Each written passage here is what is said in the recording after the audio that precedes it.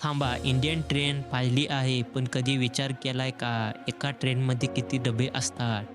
Passenger ट्रेनमध्ये साधारण 22 ते 24 डबे असतात, पण गुड्स ट्रेनबद्दल ऐकून तुम्ही शॉक्ड व्हाल.